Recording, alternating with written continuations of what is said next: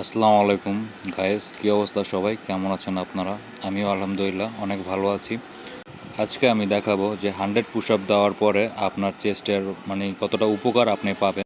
তো first of all আমি push up দেওয়ার জন্য রেডি হলাম। তো আমি ভাঙা প্রায় 100টা মতো পুশ আপ দিছি।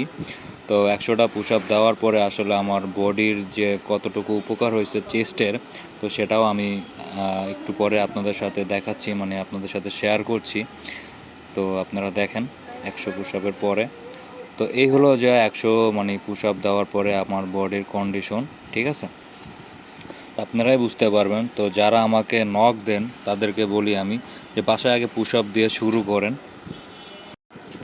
আপনি কন্টিনিউ বাসায় পুশ আপ দিলে আপনি 7 দিন দেন, 7 দিন পরে আপনি আপনার শরীরের বা দেখা গেল যে আপনার যে চেস্টের পরিবর্তন বুঝতে পারবেন। শুধু চেস্টের পরিবর্তন বুঝতে পারবেন না, আপনার বাইসেপ, আপনার পুশ আপ এমন একটা জিনিস যে আপনার পুরো বডির বা স্ট্রাকচারের পুশ আপ অনেক বড় উপকার করে, আপনার ফিজিক্সের জন্য অনেক বড় উপকার করে।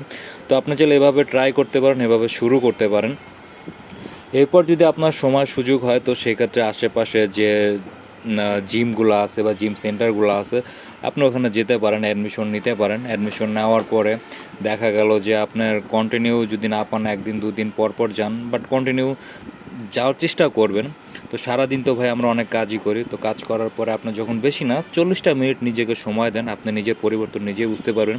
এবং সর্বশেষ আমার চেস্টের ওয়ার্কআউটের পরে আমার চেস্টের এই অবস্থা ছিল। তো ধন্যবাদ সবাইকে।